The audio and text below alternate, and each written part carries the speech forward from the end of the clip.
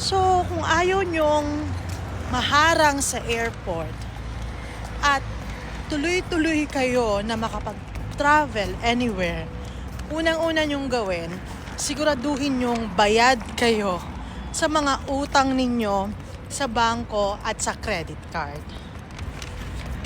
Kung sakali naman na unfortunately may nangyari sa inyo na hindi nyo nabayaran, pero gusto nyong maayos yung inyong mga records, ang una nyong gawin po is pumunta kayo sa police station at i-check kung mayroon kayong travel ban. Pangalawa, makipag-settle kayo sa mga bangko kung maaari nilang habaan yung period ng settlement ninyo without interest na. Pangatlo, kung ayaw nilang makipag-usap sa inyo, daan ninyo sa korte.